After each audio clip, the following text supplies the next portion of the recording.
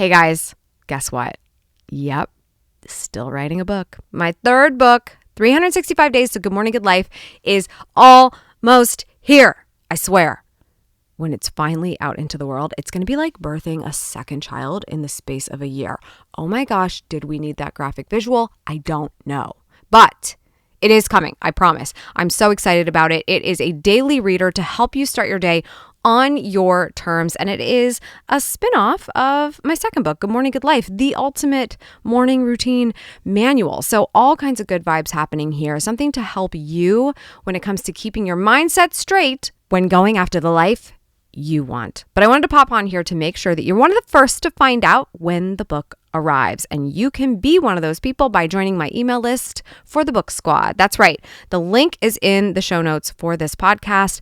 Jump on so that you're one of the first to find out so you can snag your copy, maybe even get a little sneak peek before anyone else. All the details are in the notes, and I cannot wait to see the book finally in your hands. All right, let's get back to the show. This book completely changed my perspective about what it means to take effective notes so that what you are making a note of, you're more likely to comprehend, understand, and remember. Welcome to Detail Therapy, where we come together to talk about how to create more confidence and build a business worth going all in on so you can go after the life you want. Subscribe for good vibes, and let's dive in. I have always been a huge nerd for note-taking. Yes, I know. It's very sad. Every time you turn around, though, there's something new and shiny, some way that I can newly track my thoughts. It excites me. I have tried everything. I have been a bullet journaler. I've designed my own planner. I've used Notion templates and just regular paper and pen. One day, I was talking to a dear friend of mine and former client, fabulous note-taking journaling YouTuber Matt Ragland, and he recommended a book by Sanka Arons, and it is called How to Take Smart Notes. And oh, the notes I took from this book about notes. So many notes there would be. This book completely changed my perspective about what it means to take effective notes so that what you are making a note of, you're more likely to comprehend, understand, and remember. This has led me to stop with all the nonsense and the productivity for productivity's sake crap of trying different note-taking tactics because what I have learned works so well. This advice has allowed me to be so much more productive. It gets me in the zone to be much more creative, and it all comes down to just one rule for useful note-taking. The experts all agree we must externalize our ideas through the form of writing. And the reason we need this rule is simple. Productivity for productivity's sake is dead. We can't keep going down these productivity rabbit holes and not getting anything done. Let me ask you a question, and please share your thoughts with me in the comments below. When you take notes, how often do you actually remember what you wrote?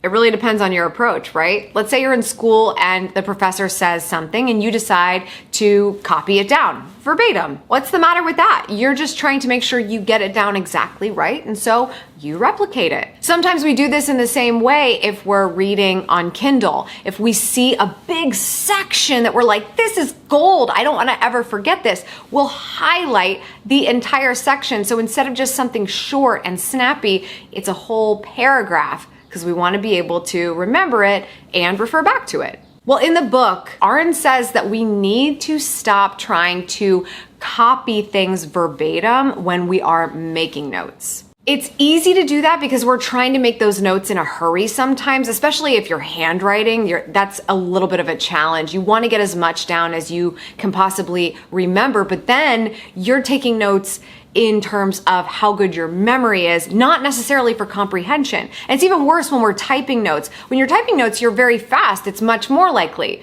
that you can type exactly what you heard or what you saw. But when we are trying to take notes so that we remember them and so that we learn from them, they really shouldn't be exactly what was delivered to us. It should be what we interpreted from that interaction. So the rule for useful note-taking is really simple, and it's to make fleeting notes. Hey, let's take just a second. I wanted to let you know that the episode of Detail Therapy that you are listening to right now, the value that you are soaking up in those earbuds, it's actually an episode of Amy TV. If you didn't know, I publish videos on a regular basis over at youtube.com/Amy TV, and we thought this episode would be an excellent one to bring over here to Detail Therapy. But if you wanted it sooner, if you wanted all of the goodness that is included with watching a video as well as listening to it, then you got to make sure you're subscribed to the YouTube channel. Head over to youtube.com/Amy TV and make sure you tune in for new uploads over there. But for now, let's get back to this little Amy TV throwback. A fleeting note is basically just anything that comes to mind or anything really, really fast, even a single word that you want to put down. It's sort of like the anchor for the memory of what you're going through at that moment. You want to be able to take these fleeting notes really quickly, really easily, and have a designated place for them so that you know exactly where they are when you need to go back to them and get them out of your head as soon as possible. The reason why fleeting notes matter is because the faster you get them out of your head, the sooner you'll be able to understand it and build upon it. You've got this one word on paper, you've got this quick little phrase or this little thought that you had, and now this is an opportunity to leverage those notes. As soon as you can be sort of like done with the experience, let's say it's after the class or after a meeting, going back to those notes and immediately interpreting them so that they're more than one word is really important, because that's when the information is super fresh in your mind and you're actually going to be able to work through some things with it. Not just, okay, here's what I understood and here's what happened, but more ideas that might populate in the moment now that you're sort of simmering on it. Fleeting notes in and of themselves, not useful unless you interpreted them in the moment that they inspired you. Because again, it's just maybe a word and or a random thought, and you can't remember why you were inspired by it or why you might want to remember it later. That interpretation process is so important. But once you have gone through that process of sort of fleshing them out into your own smart notes, then they become that kindle to the fire that could result in a lot bigger ideas evolving. So we really want to get into the habit of taking fleeting notes so we can use them to our advantage. One example could be you're going to go have a coffee meeting with someone. And so you'll have a notebook there and you're not going to spend a lot of time looking at it and taking notes. That would be rude. You're having coffee with someone. But let's say they inspire an idea, you write it down, or they refer you to a great book and you write it down. That's amazing, really useful. But what's key is after that coffee meeting is over, the person will usually leave the coffee shop and I will stay there and I'll refer back to what I wrote down and do a little bit more of a deep dive of what just happened. I'll probably add some things I never wrote down because I knew I'd remember them, like what's going on with their family and to check in with them later because they're going through a tough time, or to flesh out the idea that they gave me from the one word I wrote, and just do more of a recap of what that meeting was about and what to do, especially next steps. This is so much easier than, oh yeah, I had lunch with Susie a few weeks back.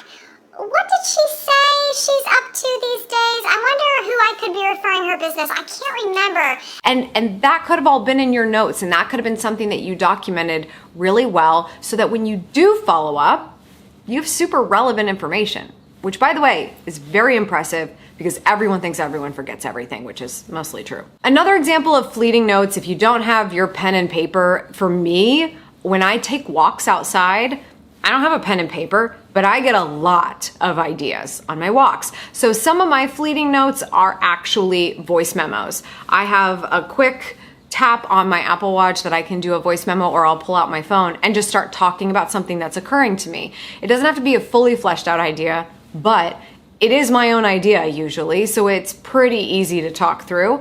So there are other ways to do fleeting notes, but it's just more about knowing yourself and the self-awareness of what should I not do so that I don't get distracted and forget what I'm thinking about. The other reason I really loved the advice in this book is that it said fleeting notes need to be discarded, which is great because I love a declutter, okay? So rip that page out of the notebook once you've looked at the fleeting notes, interpreted them in a place where you can keep everything, and move on. A couple of options that I recommend for where to keep your permanent notes, the notes that happen after you've interpreted a fleeting note, is one being Roam Research. This is another recommendation from Matt, actually. Roam Research has become my golden place for ideas and written content and even Kindle highlights. I'm using a tool that will send Kindle highlights into my Roam Research, so anything that I want to be able to refer back to, I can. This is such a great place to build upon content ideas and build upon project ideas, just because if I keep all of my permanent notes there together, I can look for common searches, common keywords, and bring them all together into a final product of some kind. And then of course there's Apple Notes on your phone. Sometimes this is just going to be a good place for you because it's on all your devices. So once I've written a fleeting note down, I sometimes will go into Apple Notes and make a note of something more permanent and say, oh, I just came up with a podcast idea, outline it in Apple Notes, and then deliver the podcast just by reviewing what I wrote there. And of course, pen and paper. If you are the pen and paper type, I totally get that. I have a planner for that reason, because sometimes writing things down goes ingrained into your brain much more permanently. And so that's of course an option. Just make sure you're taking a fleeting note and turning it into something more permanent that you can leverage for the future. This is the key rule to taking useful notes for your life, for your business, for anything you want. That's all for today. Thank you so much for tuning in. I appreciate it as always. Remember, subscribe for good vibes, kiss the ones you love, and go after the life you want. Cheers.